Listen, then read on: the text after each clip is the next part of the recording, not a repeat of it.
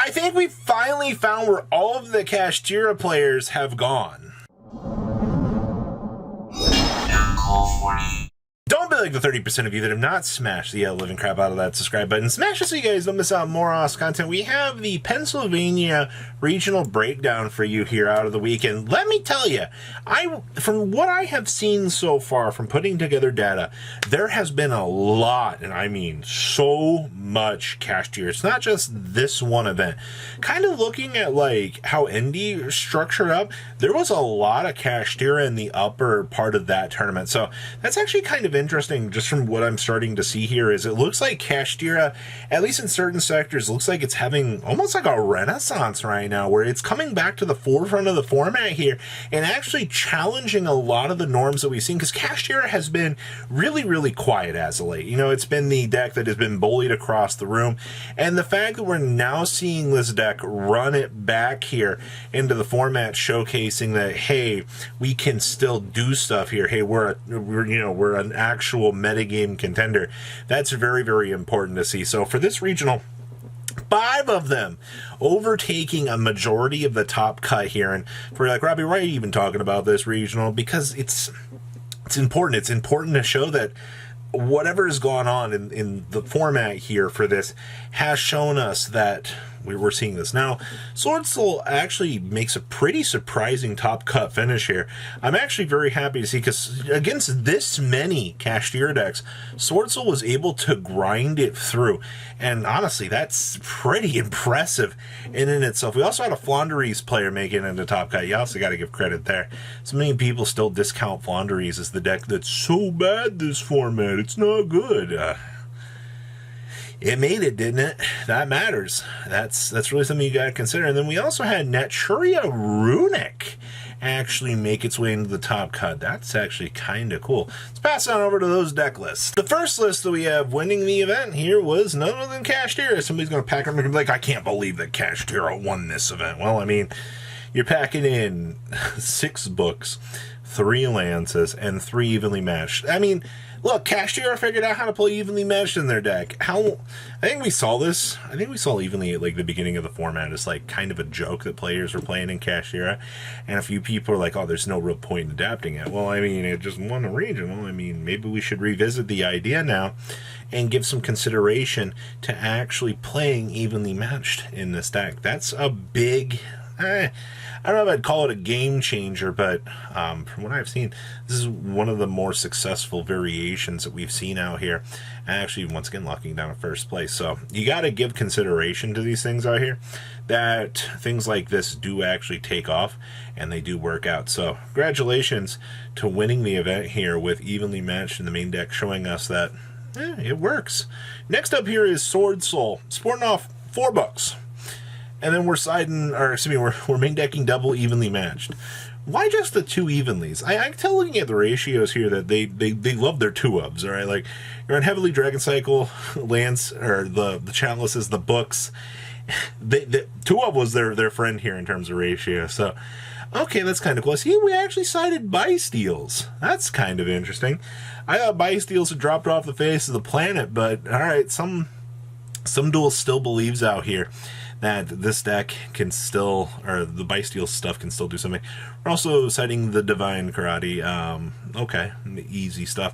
I don't see anything else particularly, I guess, too left field for this list, because a lot of these variations of Sword Soul have become very standardized over time, and I don't think that that's necessarily a bad thing that you see these more standard lists, but this is, it looks pretty straightforward to me.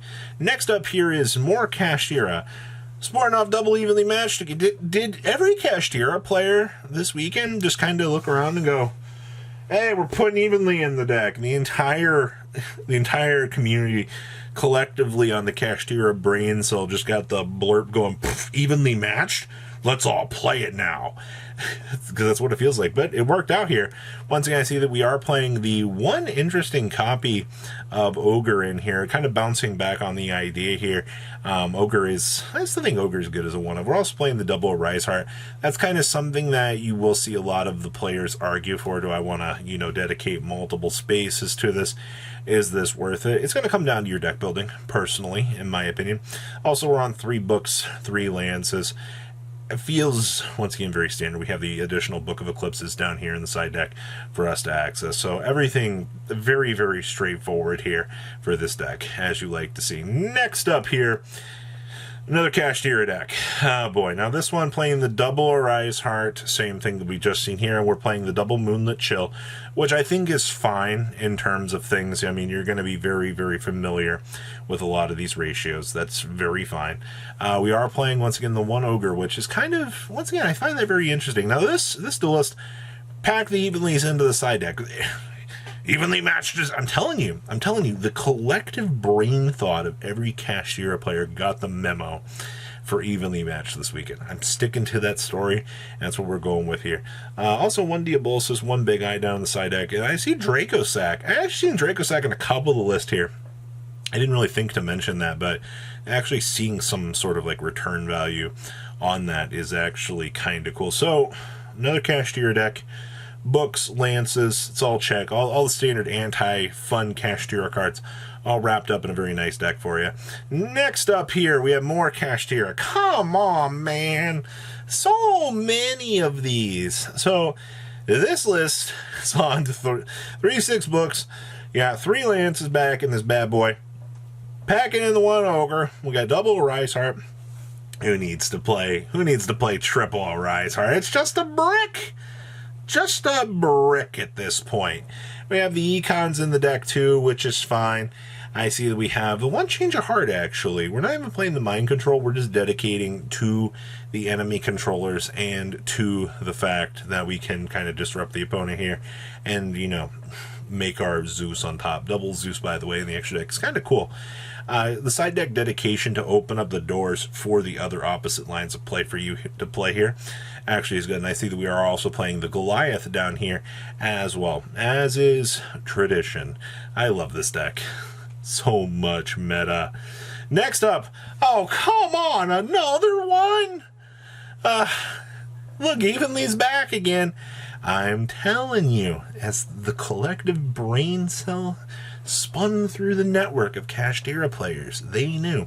This build also sporting off triple Book of Moon, triple Lance for your defensive options. This build actually has access to the Lava Golem here to hand to your opponent to laugh at them. I actually, let me tell you, Lava Golem, still like holding on to this to break the boards, is actually very, very solid. It just gives you so much push for this deck. And your opponent's going to have a massively hard time, honestly, trying to recover from that. We're citing one Thrust with one Talents as well, so you'll have access to pretty much evenly at majority of all points in game. So I don't see anything else that's getting too strange. I mean, you just saw how many kashtira decks, all of them showcasing to you how straightforward that the meta variant is. Next up here is our Flunderies list. We're playing the Simorg package in here. That's actually pretty good. The Simorg package in this deck definitely gives this deck some viability. And honestly, with the viability that it gives you for like the extra extension packages, it's actually pretty decent overall. I will say that I do like the value that you are getting here with this package. Also, I mean, Harpy's Featherstorm's still an amazing card. I mean, no matter how you look at it, no matter how it, you know, goes for you, that's kind of what you're looking at for the deck is still do I have access to the Harpy Soulstorm?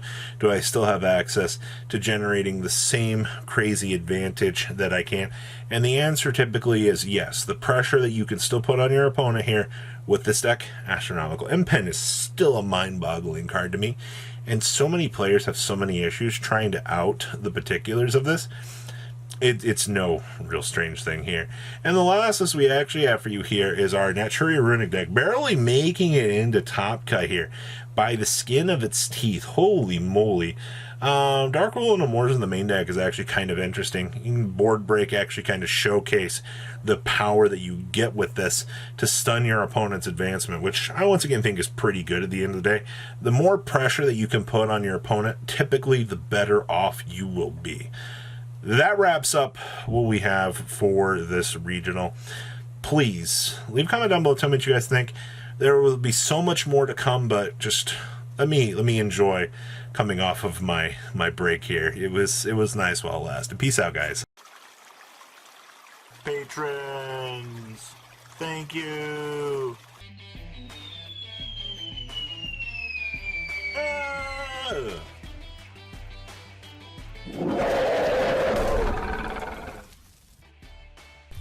Thank you so much for watching. Check out these other videos.